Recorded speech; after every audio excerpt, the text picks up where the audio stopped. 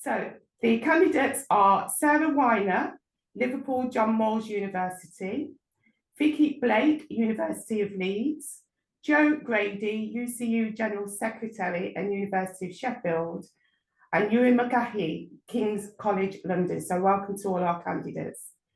Just to explain how the hustings is going to run, candidates will have 3 minutes to deliver their opening statements. I will call on candidates to give these statements in the order that I have just stated. Candidates will then have 2 minutes to answer questions, and I will vary the order in which candidates are asked to answer the questions. Candidates will then be given at the end 2 minutes to sum up at the end of the debate. There is a timer in use, and if a candidate is still speaking when their time is up, I will ask the candidate to stop. All the questions that have been submitted will be asked by me as the chair. They were chosen from questions submitted by members and were provided to candidates 48 hours in advance. So all the candidates did have a chance to have a look at those questions. Okay, so without further ado, I think we'll make a start because you don't want to hear from me. I know you want to hear from the candidates. So I will now ask each candidate to present their opening statements. And the first candidate to do that will be Sarah Weiner. Over to you, Sarah. Hi, thanks, Maxine. I'm Sarah Weiner, Branch Sec at Liverpool John Moores University, a post-92 university, and I've held many positions at regional and national level. It's decision time for UCU. Do we want a General Secretary who tells us what to do and what she is going to do, or one that does what members agree and decide to do? In the context, the UCU elections come after a year of industrial action in higher education, action in various FE branches, and the strikes in the public sector around the country as well as others. We've got a world that's on fire, a cost of living crisis which is continuing, and genocide in the Gaza supported by our government. Things cannot go on as normal. And despite our efforts, we have not won enough. On pay, workloads, casualisation, or other issues. And I think we need to be asking why and come up with solutions for all sectors of the UCU so that our prison educators are safe at work and we win national bargaining in adult education and further education. And I think at the moment, many members feel disempowered and frustrated, and this can't be fixed with opinion polls or online surveys. I think when members make decisions through our democratic structures, UCU leaders must carry them out, not block, delay or undermine them. When we're in dispute, we need strike committees to control our disputes effectively and lots of meetings to discuss and branch delegates meetings. The strength of the union lies in the action of its members, so it needs to be led from the bottom up. And right now it isn't, but we can fix that and be a better, more effective union. In higher education, employers are going on the offensive in dozens of universities because we don't have an active mandate. This is going to get worse if we don't respond quickly and collectively. We need an urgent special higher education sector conference to form policy and do what members decide to do. In FE, last year's members called for an aggregated ballot, but this was delayed and individual branches allowed to opt out. We need to get the campaign in FE back on track. We should at least be aiming to match school teachers' pay. And again, I've got more to say on this later. As a union, we have to accept that the union doesn't change simply because you change the General Secretary. Its strength lies in the activity of its ordinary members, but the last 5 years have shown that who leads does matter. When we stand together, we can change the world in our day-to-day jobs and the world that we live in. And that's why I'm standing as General Secretary, and I hope you will vote for me. Thank you. Thank you very much, Sarah. Thank you for your opening statement. I'm going to move straight on now to Vicky Blake from the University of Leeds. Over to you, Vicky.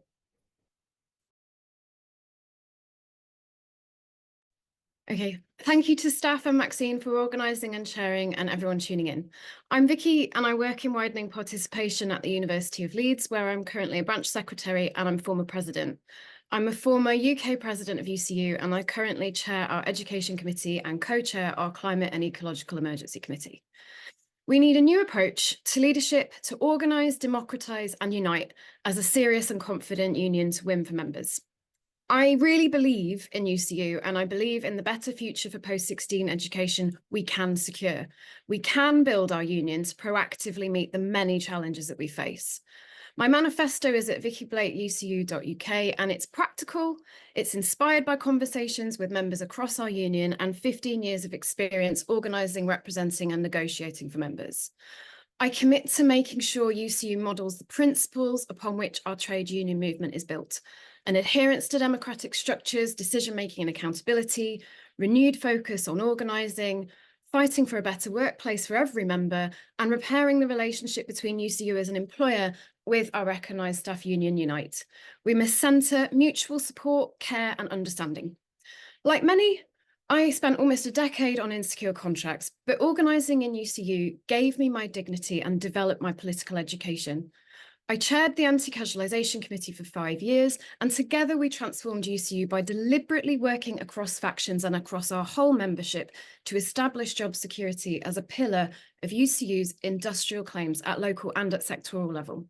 Divisive infighting really doesn't have to define our union. I believe branches are our fundamental building blocks, and I know the hard work that branch committees, dedicated reps and activists who take on the casework, negotiations and campaigns put in. I'll equip branches to build effective campaigns, pursue collective bargaining and better coordinate organising and campaigning across our union. I'll invest in organising hubs to facilitate more horizontal working, so cross-branch and cross-sectoral organisation, pushing to secure and build binding sectoral bargaining. Through expanding our research provision, we'll have more reliable and timely information and analysis to improve decision-making, strategy development, and challenging the financial decisions and restructuring wrecking many institutions. An equalities research project with our elected equality committees will regularly review our own union practices alongside gathering data and analyses that we need to drive action for equity in our workplaces. I will work with members to uphold and improve our union democracy and to improve our legal provision, and that will include establishing a dedicated mechanism for migrant members needing urgent specialist advice.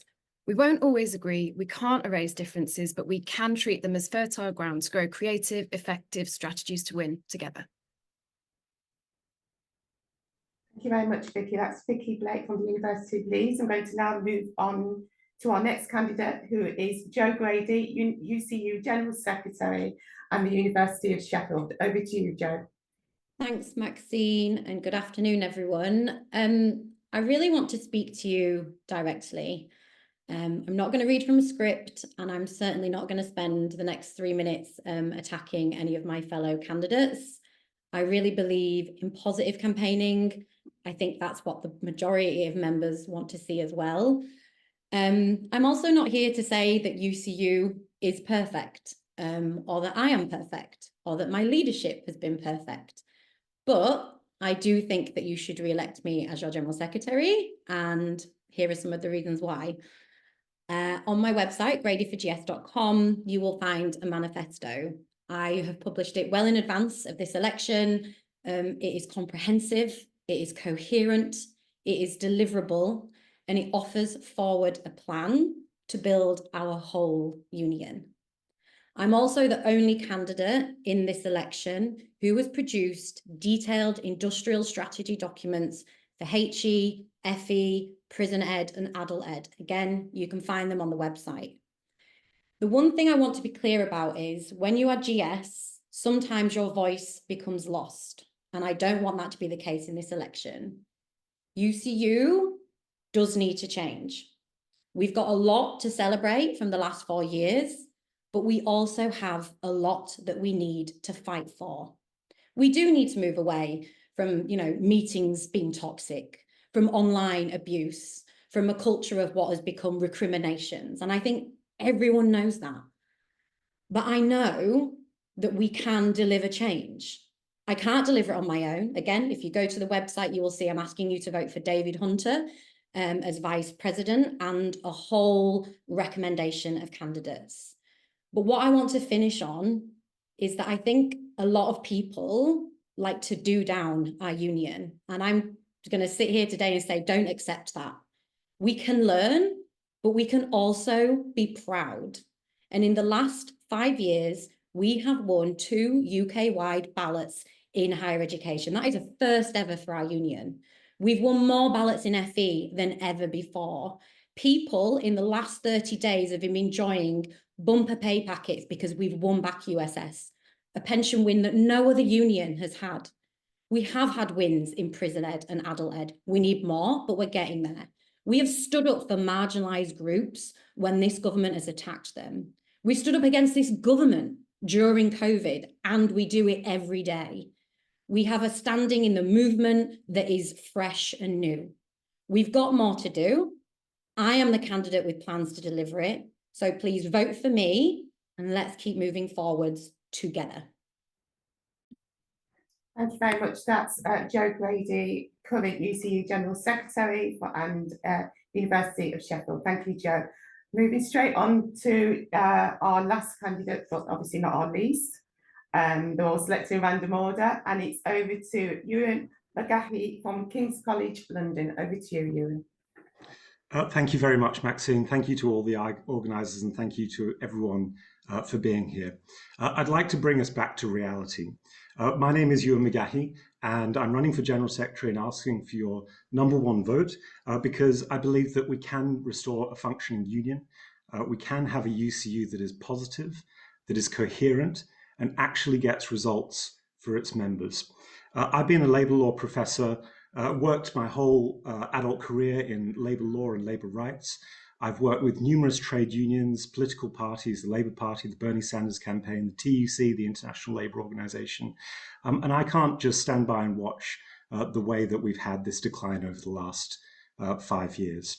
I've worked in casualised jobs since I was age 14, and like so many other people on perpetual fixed-term part-time contracts through my early career, and it's something that doesn't need to happen. We can have not the pay declines going on in higher education, further education, but restoring real pay pre-2009. We don't need to tolerate the structural pay gaps for gender and race and disability, and we can have a union that takes bold and decisive action to really defend its members. So UCU has got so much potential, but it's not using it. We need to have a strategy that's built on collective action, and that means actually winning ballots, unlike the failed aggregate ballot that costs so much time from members and leads to so little. We can have legal action, boosting our legal department that actually fights for members' rights. And there's been no court cases, no legal action that's actually won for members' rights in court since 2019, whereas before then we used to win. And we can have coherent publicity and a coherent narrative. Over 6,000 members have left UCU since 2019. 129,000 members in 2019, down to 126 in the following year, and down and down and down again. Because there hasn't been the coherent narrative. The incumbent might have more Twitter followers, but we don't have more UCU members. And, you know, Jo, I've got to say it to you directly. It's been really disappointing to watch how the opportunities have been squandered. And when you talk about the need to stop online abuse and recrimination, last year you were sued for defaming some random person on Twitter. I mean, that's just not what we need in UCU leadership. We don't need people getting sued £22,000 in damages and costs for putting out random Twitter abuse. So we need to restore a union that functions, that's coherent, and that talks with one another, to one another, with respect and gets results. My platform, informed by lots of members, loads of input, people like you, is about fair pay, it's about structural equality, it's about democracy, and it's about security at work. While I was branch president at KCL UCU, we got the highest London weighting, we got more elected staff members on our governing body, and a written collective agreement, one of the first in over 10 years. And we can have structural change. We've got longest paid parental leave that we've had yet at King's, and we reversed 3 discriminatory dismissals. So please use your vote preferences accordingly, and we can change our union and transform UK education. Thank you. That's the opening statement from Ewan McGahey from the University College London. Before we move on to the questions that have been submitted by members, can I just also remind candidates of the need to be civil and respectful in any replies that they give and debates that we have with regard to the candidacy. So moving on to the first question, again, this is in random order. You should be able to see the question on screen. These are questions submitted by members themselves, put to the candidates, and hopefully candidates will be able to respond in a way that they see fit. I'm going to read the question out, and the question will be on screen for a little while, just in case there's anybody who can't see the question or can't hear the question, sorry.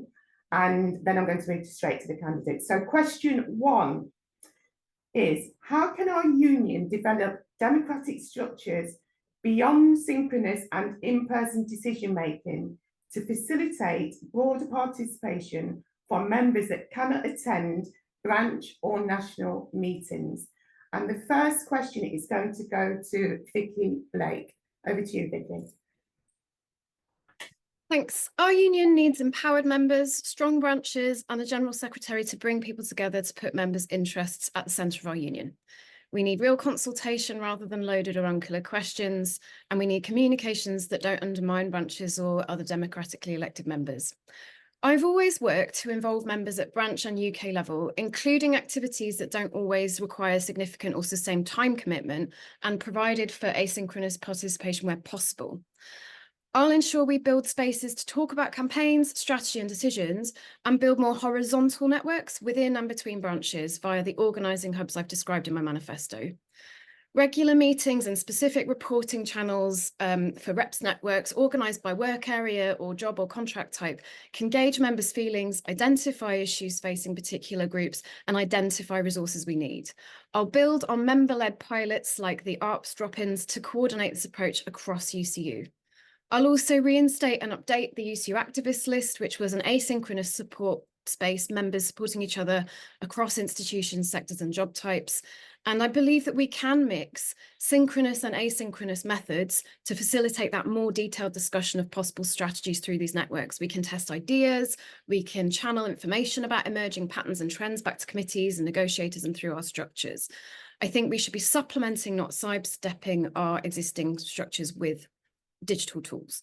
And I think that hybrid and online meetings have increased member participation and made synchronous spaces more accessible.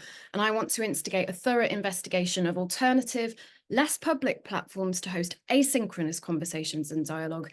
And I'd like us to explore approaches to deliberation that centre values of attention, turn-taking, incisive questions and empathy alongside democratic facilitation processes for open dialogue and to promote voices that might not otherwise be heard. Thank you.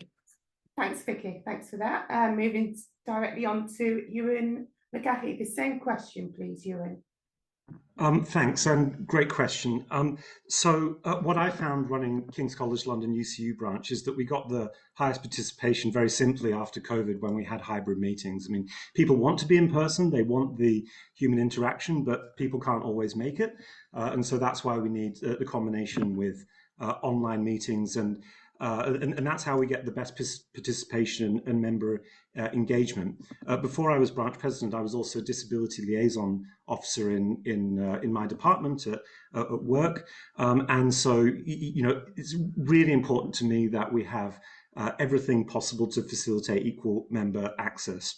But another way that we get the broadest member participation is that we have more members. So again, we've lost 6,000 members since 2019. And that means that density at UCU is also at an all-time low.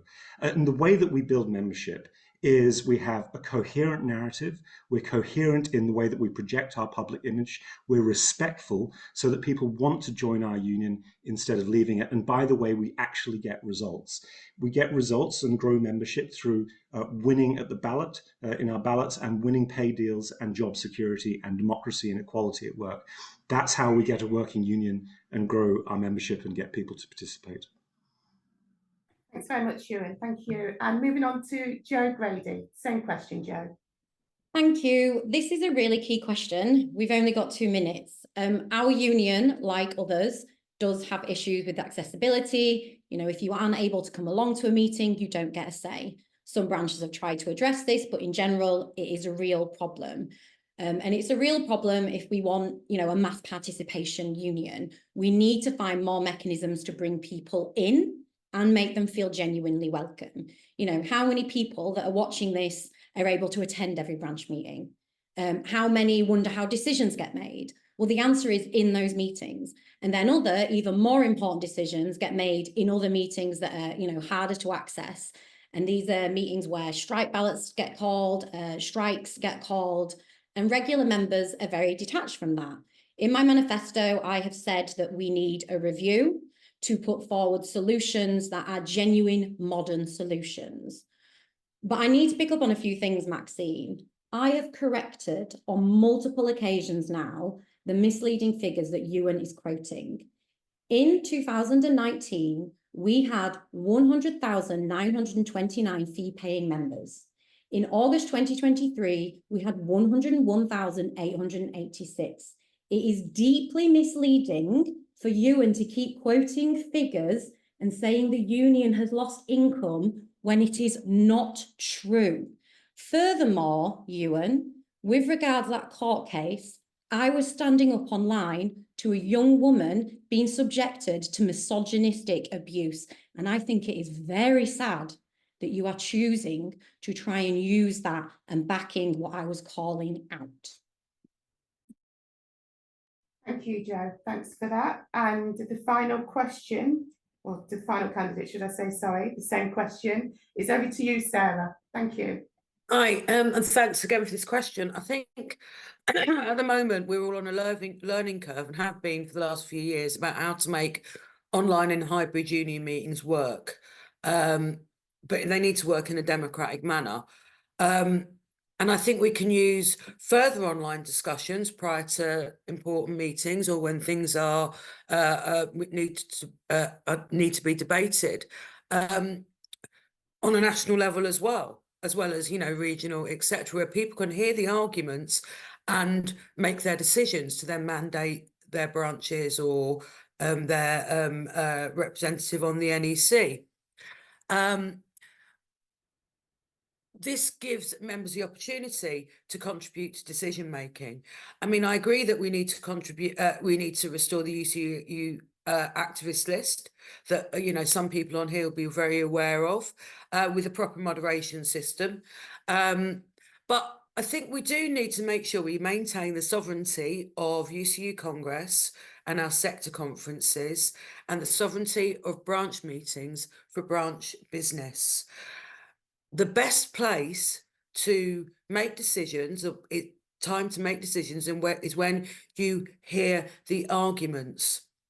A branch meeting can be now online, hybrid, wholly, or, you know, in person. And it's for the branch to decide. And one would hope that, you know, a hybrid version is used for many cases. But we should establish the option on online attendance, I think, for members for reasons of disability or caring responsibilities, etc., can't attend in person. I don't believe that online surveys or referenda are the way forward. They can't replace our existing democratic structures as are had in every other union. I think it's important to debate and discuss issues collectively before voting, and if elected, I will do my absolute best to ensure that happens, because I believe that is how we make our best decisions. Thank you, Sarah, and thank you to all the candidates for answering question 1. We're now going to move directly on to question 2. So this question is in 2 parts. Hopefully we should have that on our screen coming up. Thanks, Sue. So all candidates for GS are from the HE sector. UCU is a union for HE and FE workers, and that includes adult education and prisons. So could each candidate outline A, their experience of FE, and B, how they intend to grow UCU membership in FE also?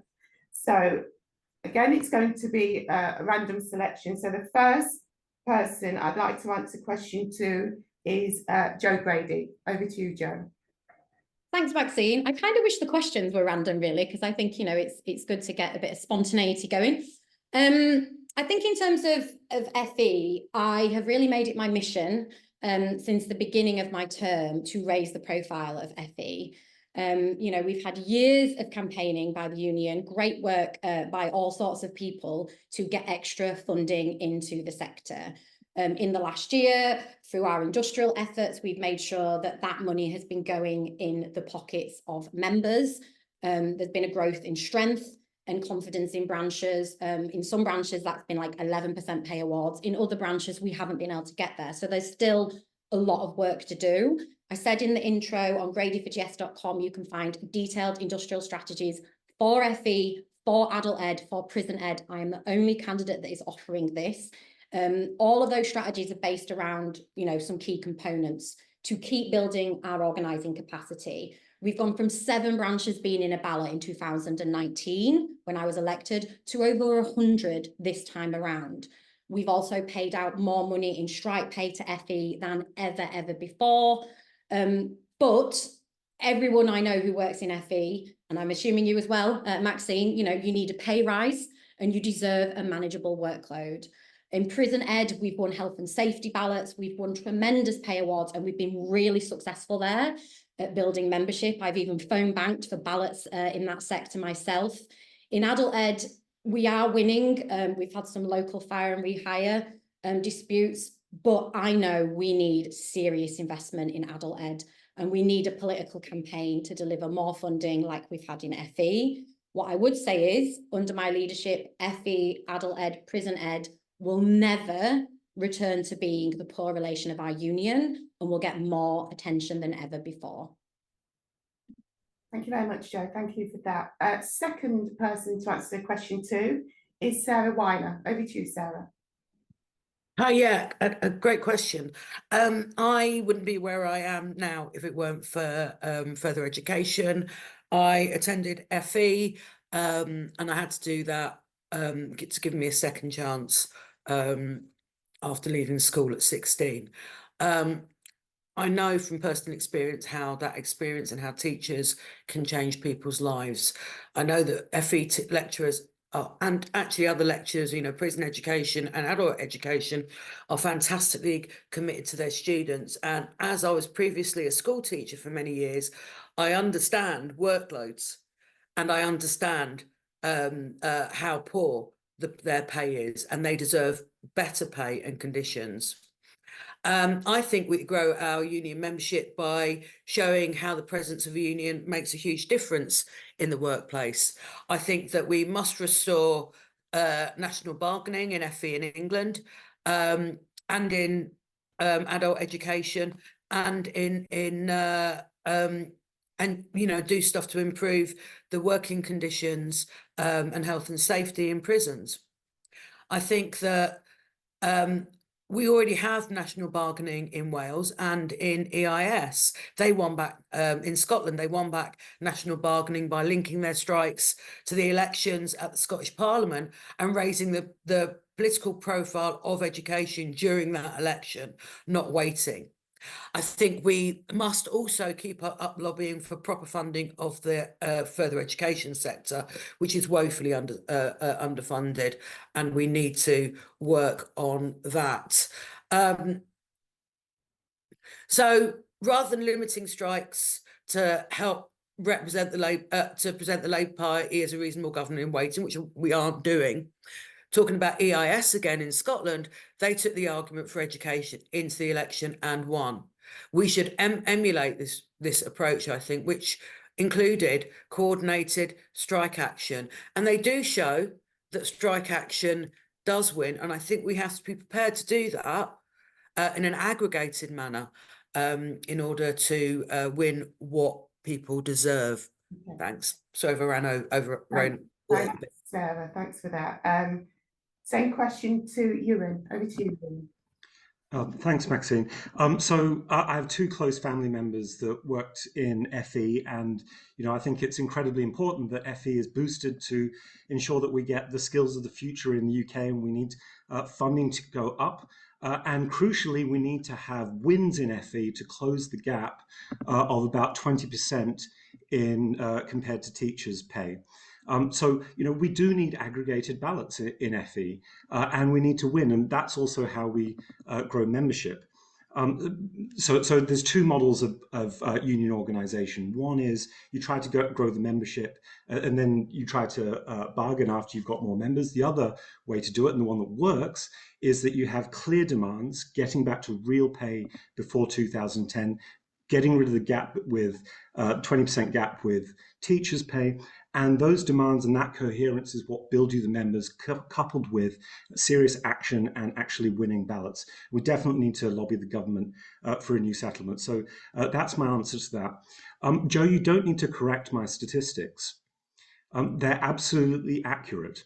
In 2019, everybody here online, I'll put it in the chat if we had one, we had 129,000 members overall. And on the latest statistics from UCU, it was 122,000 members. Now, of course, there might have been some adjustment, but that's the case. And also what I'm talking about with fights on Twitter is that it just doesn't make our union look I'll good. ask you to wrap up, Ewan, okay? Thank you. Thanks. Is it 2 minutes, Maxine? I think it's 2 minutes according to mine. I've had 1:40. I don't know, I can't see the timer, just according to my time. It's 1:46 now. Okay. So if I could just finish, and I'll be really quick. I just think it's really important to change the way that we talk to one another. And I think that, yes, we need to stop getting into fights on Twitter, because it's really important that we focus on results for members. Thanks. Thank you. Sorry for that. I can't see. I haven't got the time on my screen, so I'm just going from what I've got here. So thank you for that. That's the second question that we've got sent. Sorry, just put myself on mute. Sent in by our members, and the last candidate. Vicky hasn't spoken. I think. Yeah, I'm just coming to that. And the last, thanks, Sarah. And the last person to answer that question 2, is over to Vicky Blake. Over to you, Vicky. Thanks. I work with FE colleagues in my job. I help young people navigate structural barriers in post-16 education. And as Anti-Casualisation Committee Chair, I worked in lockstep with members across higher education, further education, adult and community education, and prison ed to understand and expose how casualisation manifests across work environments and to co-develop collective campaigns. I'm a co-chair of the Climate and Ecological Emergency Committee, and we've worked closely with the bargaining team to embed climate demands into the FE England national claim. To come to the second part, despite members' hard work, paying conditions in FE have stagnated, and we also need to organise around serious issues including bullying and union busting, Ofsted's toxicity, immense workloads and difficult, even dangerous class sizes and casualisation. And first, we need to recognise FE branches often fight employers with significantly fewer resources than many HE branches and change this. I'll do this through support on the ground and greater resources from the centre, including a UCU-wide facilities time campaign aimed at increasing branches' capacity and supporting network building. Second, we must build a sustainable national action for FE members to challenge the many colleges refusing to implement national pay increases in England, or where they're trying to evade demands for improved conditions. I'll work with our FE committee and across regions on a strategy to create the widest possible action across the sector with proper support for members. And third, we need a complementary political strategy aimed at increasing FE funding. Politicians increasingly see FE and HE as competitors, but we have to relentlessly make the case for a larger funding pie. In the last 5 years, we haven't made enough of our unique position with roots in FE and HE. So let's unite with learners to call for a properly funded right to learn and to build hope in our communities and create good jobs for our members. And adult education and FE changed my mum's life. Thank you. Thanks, Vicky. Thank you. Thanks to all the candidates for those questions. I'm going to move straight on to question 3. So that should be coming up on your screen now, and I'll also read it out. This is from someone that sent in from our membership who has asked the question. I'm interested to hear from each candidate how they propose to support disabled members going forwards. Also, what specific goals have you set for your own leadership in this area if you are voted in as GS? So to kick the questions off, first one is going to be to you, Ewan. So if you could come to that question, answer that question for me first. Thanks very much, and really important question. As I mentioned before, I used to be Disability Liaison Officer, and actually I should say that I've got a very close family member who's got a pretty severe disability, and you know, it's incredibly important to me that we do everything that we can to make our society, make our workplaces as inclusive as possible. I've taught anti-discrimination law my whole adult career, and disability discrimination is at the heart of that. So, you know, major goal is getting rid of all the pay gaps, including the disability pay gap, through structural reform. And, you know, just two ways that we do that are we've got to make sure that market rates of pay are shifted away from market rates of pay with new hirings and promotions, and make sure that when we do new hires and new promotions and pay settlements, that the pay gaps are being decreased, not increased. So that's, you know, a major structural shift that I really believe that we've got to have. We've got to have positive action to undo structural inequality. And the other thing is taking cases to defend members. So when I was branch president at King's, we had a member who was, believe it or not, dismissed supposedly for incapacity when he applied for reasonable adjustments for disability. And it was a terrible case. We helped him with a tribunal claim, and, you know, after a long process of engagement and credible legal action, we got his job back. And so that's the sort of thing that we need UCU nationally to be doing, to fight every single case of unlawful discrimination. Sometimes you might lose, but you've got to fight the cases. And that's how I would, on day one, change UCU. We'd have a functioning legal department that stood up for its members. Thanks, Ewan, thank you. And same question to Jo Grady. Thanks, Maxine. I think it is really clear that we need to review the casework and legal support we give to disabled members. I'm already working with our disabled reps on this matter about how we can do better. And I do want to work with our disabled members standing committee about the prospects of working with members and our legal panel to see if we can develop some strategic lawsuits. There are sometimes obviously negative consequences from testing the law if we lose, but it is a conversation that we should have and that I've already set in process with our disabled reps. More than that, though, you know, our members, our disabled members, they do face a range of, you know, unjust challenges, and that is true both inside the union and their employment. You know, participation in our decision-making structures can be challenging. I've already said that I'm launching a review on that. I've put processes in place to make a hybrid conference this year easier. It's not a silver bullet, though. I think, you know, particularly in FE, there's a lot of issues that we need to address. We've put forward a toolkit to help branches address that. I want to see that pushed out further. I think, though, I probably want to end, given I've only got 40 seconds, on COVID. We need proper, straightforward mitigation, such as ventilation, in addition to the other things that we've been campaigning for. UCU, since the outbreak of the pandemic, has really been leading the trade union movement on the prevention of long COVID and supporting those who suffer from it. For members who don't know, we are spearheading via the TUC, ensuring that the trade union movement stays behind the COVID public inquiry. We are a key funder. I've pledged that we'll continue to do this. I think it's super important that we have that outward facing work on disabilities, as well as what we do inside, in branches and in the union. Thanks, Jo, thanks for that. And straight on to Vicky. Thanks. We need to do better, listen to disabled members and recognise the impact of exclusion. And I've appreciated the generosity of disabled members and Disabled Members Committee in helping me educate myself on access inclusion and coming to understand this in terms of my own access requirements. A key test for me is going to be to ensure all members can participate in UCU and help set our agenda. We need action at local, regional and national levels to ensure accessibility and the needs of disabled members are met in a meaningful way. And I'd like to see advice and guidance rolled out to branches and committees at all levels on how to run effective, accessible hybrid meetings and events with proper mitigations, including how to enact reasonable adjustments. A ring-fenced fund to support those meetings in being accessible, for example, to access equipment or BSL interpretation where branches would struggle to meet those costs. I'd like ongoing development of our training and continuing professional development, and a commitment to formalising and improving mandatory annual equalities training for the NEC, officers and UCU senior leadership team.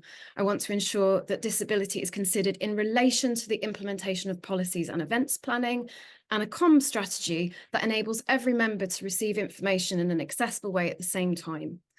Expanding our research remit will help us with this to gather information we need to understand and address the extent to which recruitment, retention and progression remain major obstacles for disabled people across the sector. I note the growth in both staff and students disclosing disability in recent years, with notable trends connected to mental health and chronic variable conditions, including those which result from COVID-19. And I think we need to practice our values in how UCU meets access and inclusion needs for members and for staff, and that includes having proper air filtration in all our meeting spaces wherever possible. Thank you. Thanks, Vicky. And straight to you, Sarah. Hi, thank you. Yeah, as a disabled person myself, I can testify to the difficulties in getting the adjustments that I need at work and in many other places. So I really appreciate this question. I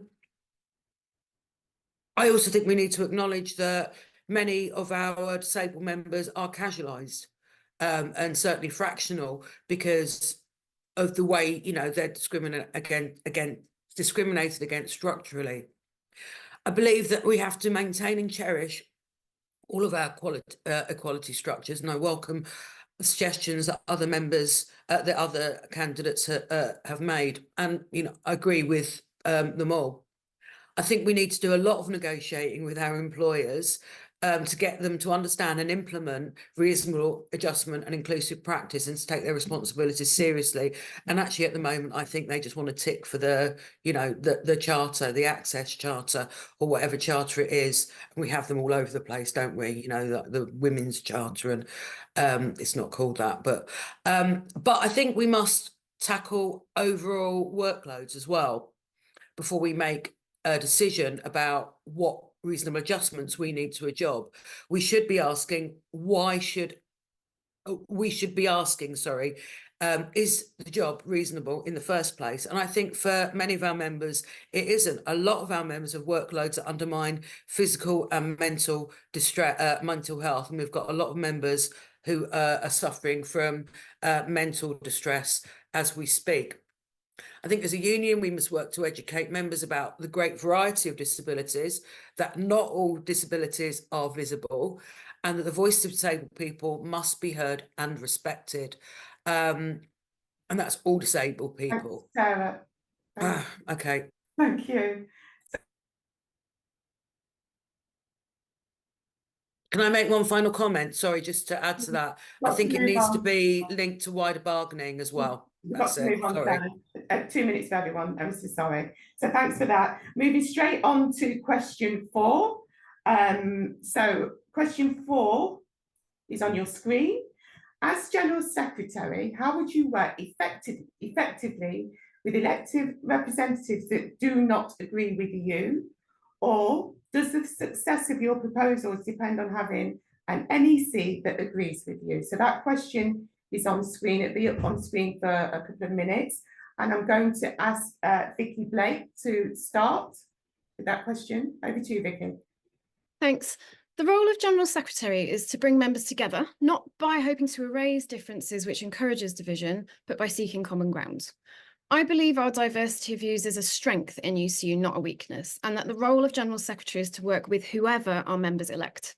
I'm standing as an independent, and I've always been keen to work with everyone across the spectrum of political opinion and factions in the interest of our collective aims, and my track record shows I'm interested in issues, not labels. A General Secretary is not a dictator, is not a Vice Chancellor, is not a principal. Unions should be spaces in which disagreement, debate are acknowledged as essential to meaningful democracy and seen as integral to how we arrive at strong positions. I would not want an NEC that agreed with me on everything. We need an NEC that is given the time, space and information to arrive at decisions that serve and reflect the interests of members. The job is to implement and champion them. I will work to create a culture where everyone's views are valued and we all move forward together. I know we can do it because it's how we work to make anti-casualisation a core element of our work, and it's how the Migrant Members Standing Committee was established. I will always endeavour to reach consensus or a position that everyone can live with. It is not always possible, but it is always worth the effort. It's no easy task, and we all have the responsibility to make this work, not just the General Secretary. But another 5 years of heightened conflict and division we simply cannot afford. It will give the employers free rein to continue their attacks on our members. So in short, I believe that a General Secretary needs to be able to work with everyone. Thank you. Thanks, Vicky. And the same question for you, Sarah. Thank you. I think the answer to the first part of the question is that I would work with NEC in a collegial and professional manner. I don't see that difference of opinion in the union are a bad thing. I think that debate is a good thing. And often the people who help develop your thinking most are the people who disagree or debate with you. I think that's a really good thing. But the job of the General Secretary is to carry out the decisions of Congress and the NEC make to implement those decisions. So I don't accept the implication that I and the NEC have to be in complete agreement. Or the General Secretary cannot operate effectively. The role of the General Secretary is as a servant of the UCU membership. It's also the case, as happens on NEC, that people disagree on some issues and agree on others. And again, I think that's healthy. We should value lively democratic debate at Congress, at NEC, and in all our democratic structures. And it's how we work to get our ideas, I believe, and our policies and strategy right. And I think that we need to make sure that we have as many open democratic spaces where our members can disagree and argue as much as they can. I think it's really important to democracy. And I think I think it is the job of NEC not to change any policy made at Congress, but to strengthen and implement them. And I will absolutely promise, as General Secretary, if a decision is made, I will do my utmost to ensure that decision is made in a timely manner, whether that be by NEC, by Congress. As long as NEC doesn't try to overturn decisions made by our primary democratic bodies, there won't be a problem. And in that way, I will represent everybody. Thank you, Sarah. Thank you. Same question for you, Jo. Thank you. For anyone watching who doesn't know what the NEC is, it's the National Executive Committee. You elect them to essentially run the union. The General Secretary attends NEC, but they don't get a vote there. So that's in case you're wondering what it is. To answer the question, I really don't think it's a matter of agreeing with the General Secretary. What we expect from our NEC and from the General Secretary is for them to work and to work effectively on behalf of members. And I think way too often the focus is placed on fallouts with the NEC, but the focus must always be, what have members told us they want? Are we genuinely listening to members? Are we making choices that represent that?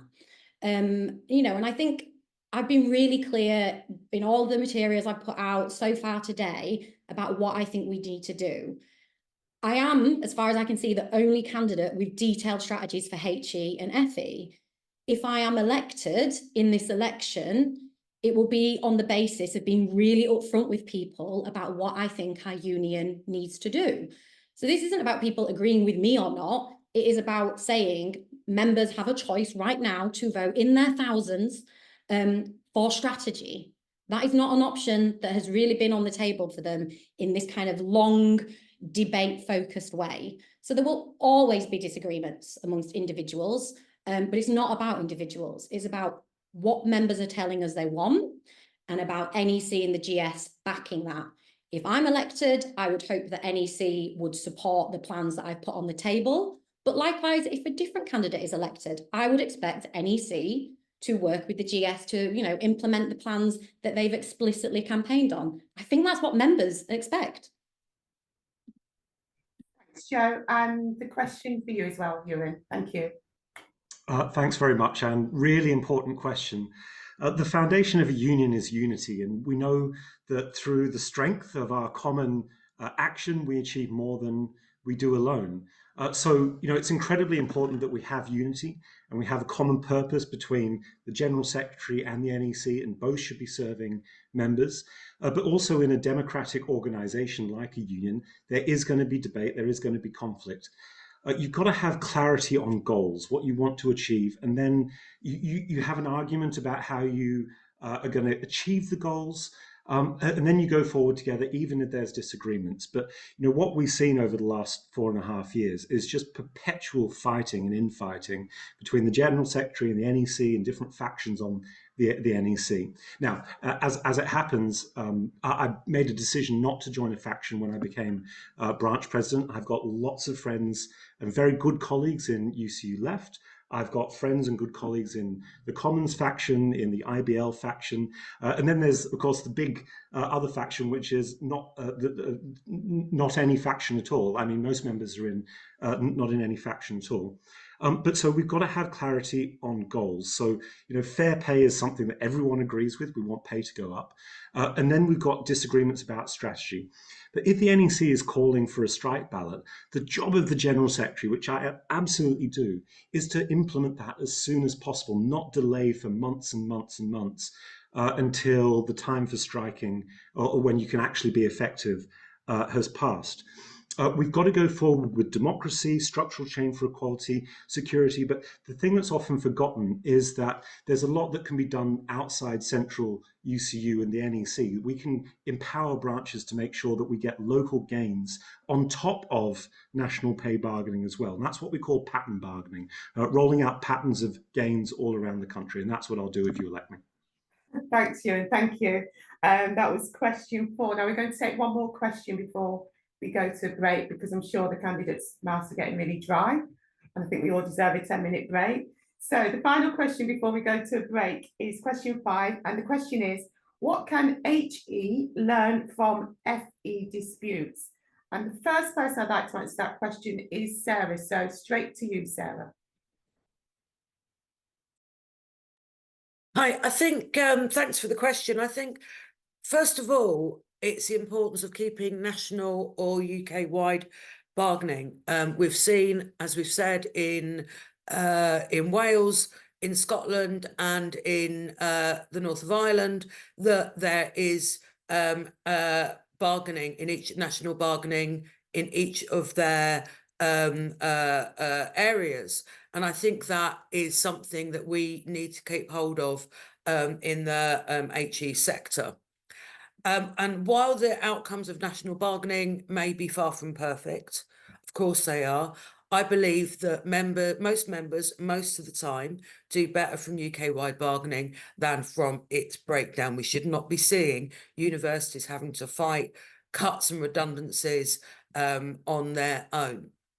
Well, I think we also need to learn about the importance of protecting time for teaching preparation, and that issues of workloads, casualisation, again, which is endemic across all of our sectors and is absolutely shocking and isn't being currently addressed industrially, which I feel is letting members down, to be honest, and the challenges of artificial intelligence affect both sectors. And I think we should continually work and learn from each other's experience. And I would like to see more all members meetings on various different factors that affect us, so that we can come to mutual understandings, learn from each other and move forward. I think we can do this through discussions at NEC and regional committees, of course, which are brilliant resources when used properly, union training course and other shared meetings. But as I said before, we need to expand that and speak regularly across the union, so that we don't feel that there's a divide between us and that some people are more important than the others. Thanks, Sarah, for that. Thank you. And same question to you, Ewan, please. Beg your pardon, unmute. Thanks for the question, and I think it's really important, and I agree with a lot of what Sarah has said, and we've already talked about what we can do to boost FE, and I think that in bargaining there were some really significant wins through really hard work and concerted action of members across colleges around the country. But I also think that we need to take a step back and see what UCU as a whole can learn about how to get wins everywhere. I mean, rather than just looking at FE or HE or dividing them two. I mean, we need a transformation across the country for education. We need a national education service, and UCU needs to be at the heart of arguing for something bigger than the existing system, but a national education service free at the point of use, which is properly funded, that makes sure that everyone has education from birth until retirement and beyond. And we do that through a coherent narrative about what needs to happen in legislative reform, what needs to have in fiscal reform.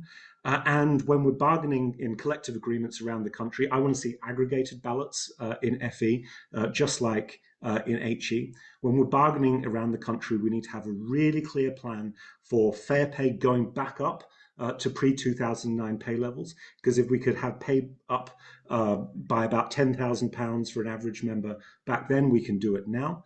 We need to have structural reform for equality at universities, and then we need to be lobbying for it all around the country. So I keep on saying we need at least 26 paid parental leave weeks for everyone, raised and equalized, because that's a major obstacle to getting rid of the gender pay gap. We need action to undo the structures of the racial pay gaps, the disability pay gaps, and we need written collective agreements in every single workplace. A lot of good examples in FE, we just need it all around the country. Thanks, Ewan, thank you. And same question to you, Vicky, when you're ready.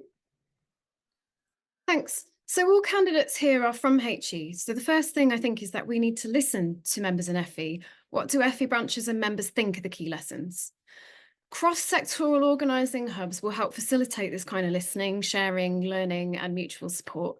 And this conversation has to also benefit FE and be used to identify the additional support and resources that FE branches need to continue their success, and also to widen that success out to other branches and to build on existing successes by broadening their demands. Now, there are different and often bigger barriers to organising in FE, so we need to explore what innovations have overcome these adversities.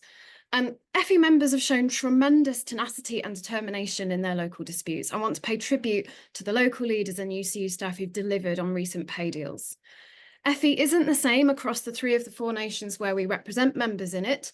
For example, it's collective sectoral bargaining that's binding in Wales and Northern Ireland, but it's not in England. Now, the current reality is that we're achieving deals in only some colleges in England, and pay is much higher in Wales, where there's a common pay spine.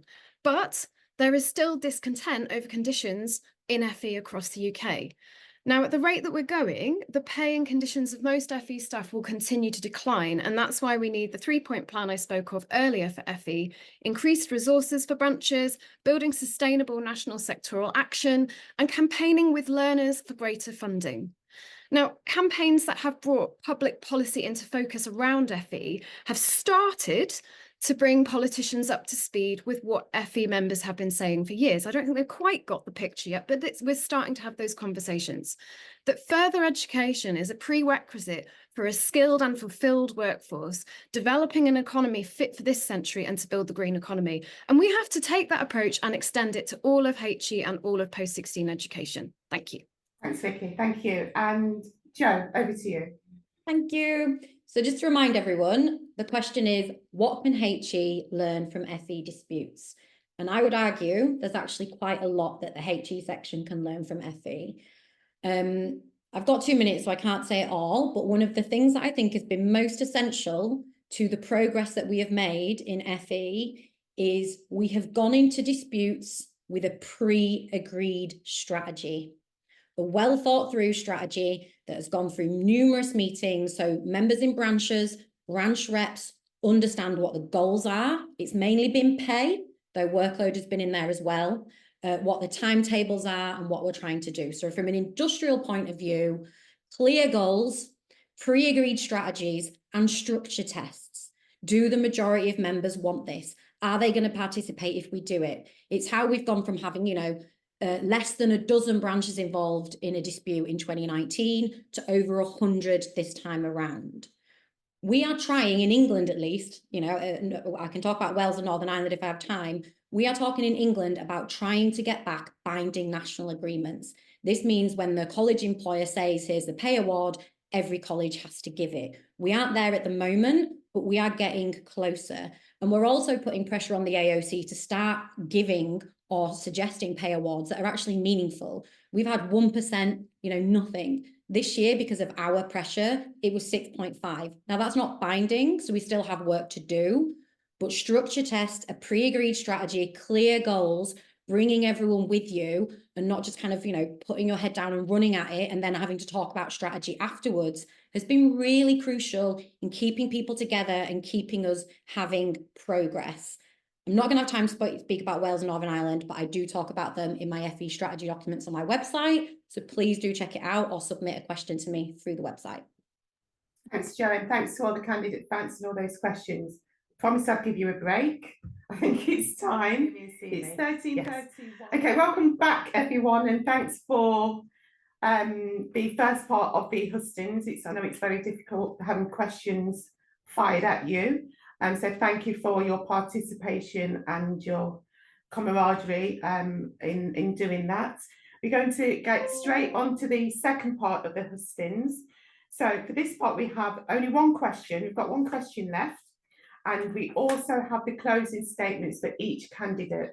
So we're going to pick up on the last question, and then once we've done that, we will then look at the closing statements for the candidates. So if you're all ready, we're going to go to question 6, and it is, how will you represent the union's environmental policy as a top priority for all branches? And the first person on my random list is Ewan. So over to you, Ewan. I'm so glad that this question got asked. So if you go to my platform, unmg.uk/planet, you'll see the policies that I have for making sure that we are driving forward the clean energy revolution that we need, because we've got to end fossil fuels. It's incredibly simple, and we need real decisive action in order to do it. On day one as General Secretary, if you vote for me, I will make sure that UCU itself shifts to 100% clean energy. And so that means changing the vehicles, the heating, the electricity. I don't know what we're going to find inside UCU, but making sure that UCU as an employer is leading the way and also rolling out a comprehensive green employer program. We need to do that in order to set an example for all universities. So all universities need to do the same things, and it costs money. It's about investment up front, but there are savings in the even short to medium term, because bills go down when you're not paying, when you've got solar panels on the roof and you're not paying too much for the grid because gas heating has gone through another spike and another international crisis over fossil fuels. So we've got to change universities, and we also have to join the ranking system for universities. People in Planet are doing some great work to rank universities on what they're doing to get to 100% clean energy, publicize it, and then make sure that students can choose. And, you know, by the way, this needs to happen at all colleges as well. So all workplaces need to take part in the green energy revolution. And we also need to look at our endowment and investment funds. So, you know, in USS and in Seoul, 2 big pension funds, we've got a lot of money that's still invested in fossil fuel companies. We've got university endowments as well. We not only need to divest fossil fuels, shift that capital to renewable energy, we need to have shareholder voting for clean energy anywhere. And I'm the only one talking about that stuff. And so if you vote for me, you'll get 100% action on climate on day one. Ewan, thanks very much for that. Thank you. And the same question to Jo. Thanks, Jo.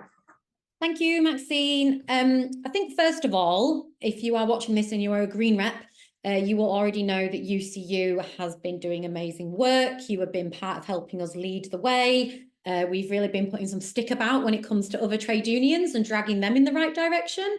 When it comes to green policies, there is a lot to be proud of if you're in UCU with regards where we stand on the environment.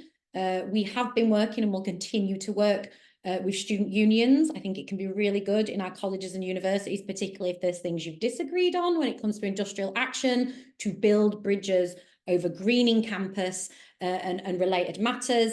The two things I want to speak about, though, is the broader politics of the climate crisis and greening the curriculum. So we as a union have, again, really led the way, and I want to ensure that our branches remain central to this in drawing attention to the broader politics of the climate crisis. The climate crisis has a face, and it's female and it's migrant, displaced women because of the climate crisis. So we have a duty as a union to ensure that our branches are not just doing work on the ground, getting their colleges and universities and other workplaces up to scratch, but staying on this government's heels and putting this forward as an agenda. Back to what we do as a union, greening the curriculum. We have so many skills in our union. I want to harness them, the knowledge that we have in our membership, to establish a panel of green curriculum ambassadors to help our union deliver diverse materials, enable other educators who maybe don't know where to begin, and green-proof their curriculum. The government isn't interested in it. Not enough employers are doing it. We are going to lead from the front. You as members, helping other members, being an ambassador, having our own portfolio of stuff. So we will revolutionise course content together and give learners what they are begging for. Thanks, Jo. Thank you. And the same question for Sarah, please.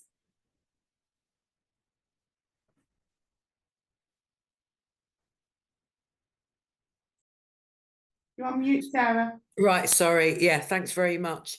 First of all, obviously, there's no jobs, there's no education, there's no nothing on a dead planet. So I think this question is really important. I think there are actually at the moment two major threats to human life on this planet: nuclear war and climate disaster. And I think for us, tackling the climate emergency is an essential task. Really pleased to see that the Climate Emergency Committee was set up while Vicky was president. I'm very pleased to have attended their conference this year, and I think they're doing some great work. I also think we need to consider having a Green Rep on the National Executive, as they've just started doing in UCU Scotland, someone who's elected along with the rest of the National Executive. In terms of communicating any policies to branches, I think it's really important that we need to explain the main points of the policy and focus on what each branch can do. Not everyone's going to be able to do everything. And I think it's important to set realistic and achievable targets. I do think a realistic and achievable target is to be, to make UCU HQ as green as possible, and the regional officers as well. But I don't think anyone really disagrees with that. I think when we're thinking about we need to encourage new members to come forward, new activists around the environment to come forward to take on these roles in our branches, because we need to be aware of the dangers of exhausting active branch officers even further, who are already working their socks off. But I think there is a wealth of people who want to come forward and to do these jobs. We need green reps, and we need green reps to have facility time. I think with our national Thanks, Sarah. oh, blimey. Thank you. Thanks a lot. Thank you.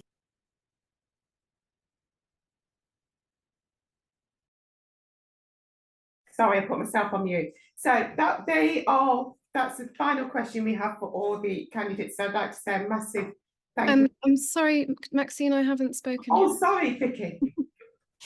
Please forgive me. Over to you, Vicky. Sorry, last question. And yes, over to you. Thank you. So what are the trade union tools that we can bring to the struggle for our planet?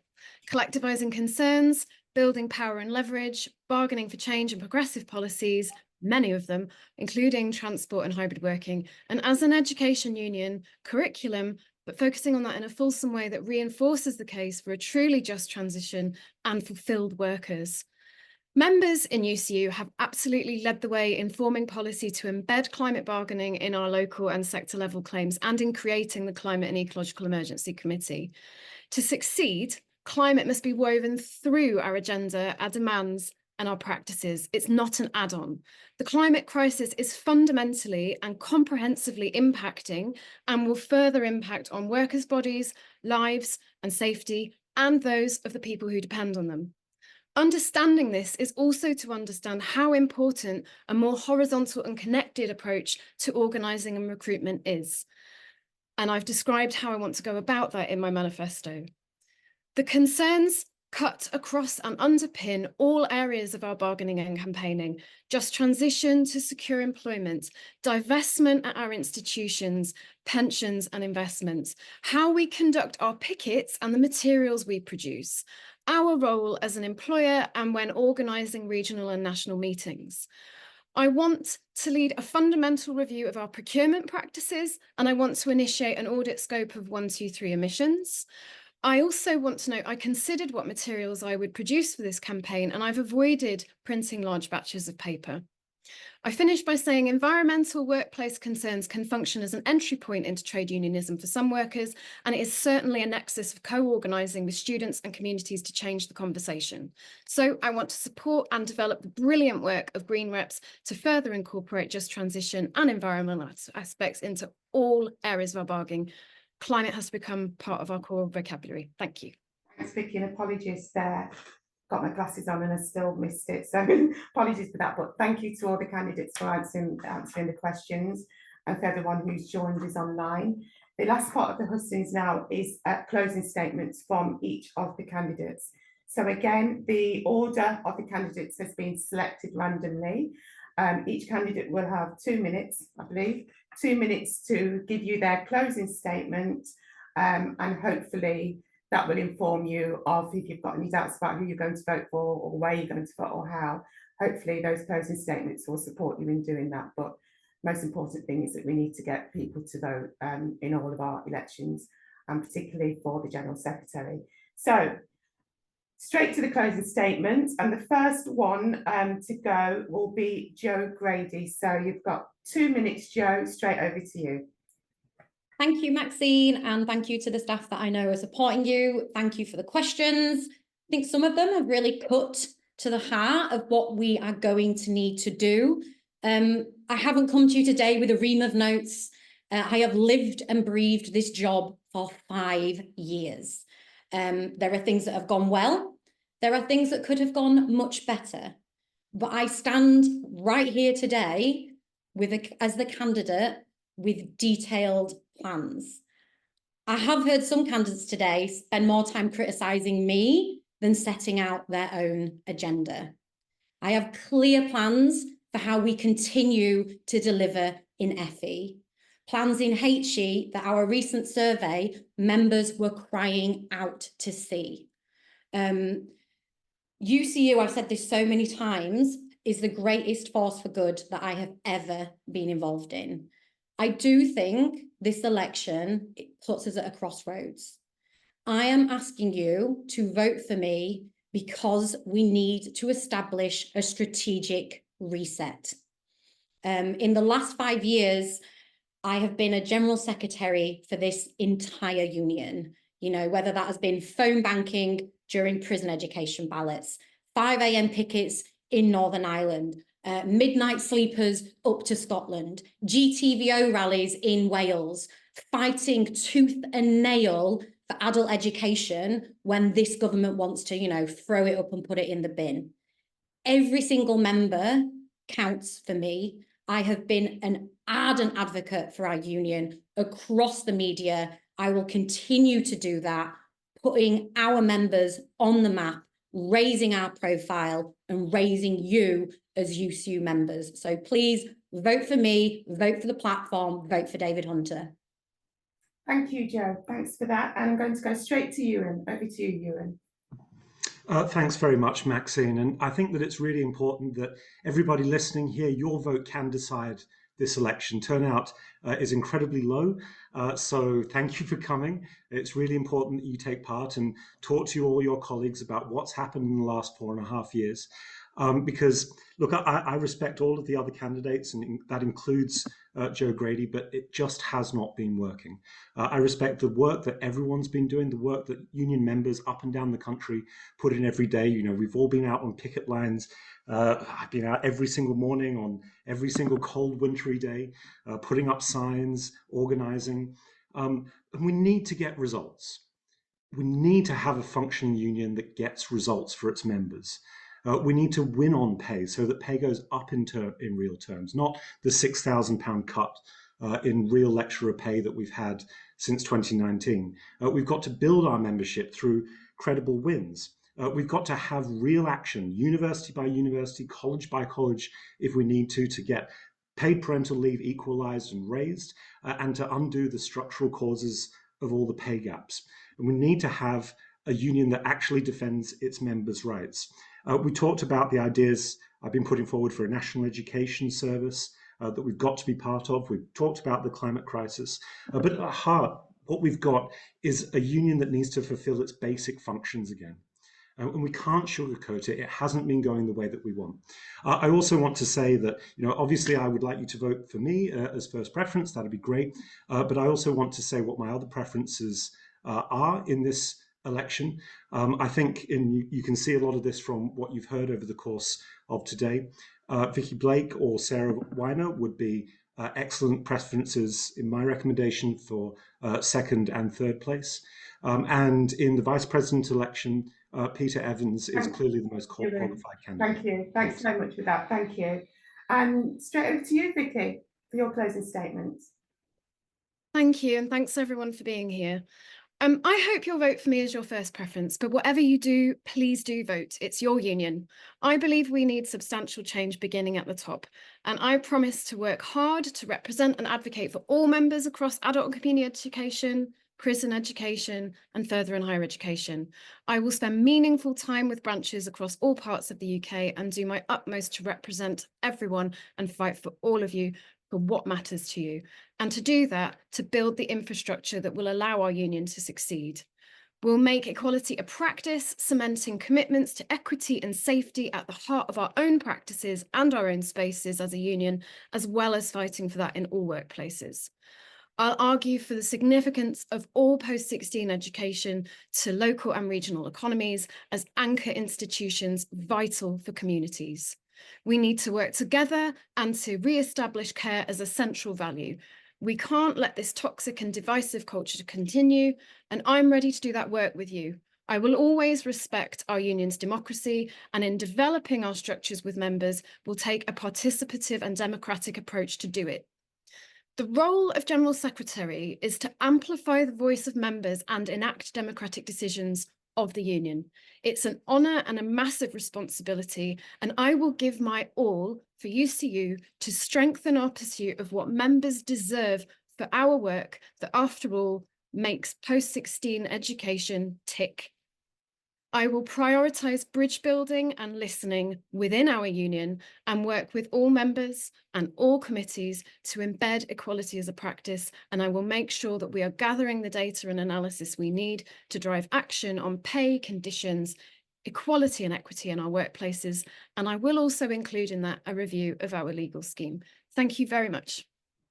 Thank you, Vicky. Thank you. And straight over to you, Sarah, for your closing statement. Yeah, thank you. I think the strength of our union comes from all its members through our democratic decisions, and these being living places, spaces of collectivity which create power rather than just isolated individuals being asked to give an opinion on sets of pre-decided choices. I've got my own ideas and obviously I'll argue for them, but these strategy is something for our members to decide. And as General Secretary, I'll ensure the decisions are implemented. Our members are the people who win, not our General Secretary. The General Secretary's role is to lead and support them, as others have outlined. I do want to finish by talking about Palestine. There are attempts to silence us on campus, as well as our students, and we must defend our members against this. And I believe it is a human response to speak up at this very moment when a genocide is occurring on live stream. I urge everybody here to organise for the Workplace Day of Action on the 7th, next Wednesday, which is supported by our union. Call on everyone in the UCU to organise and join protests on this day and say we will not be silenced.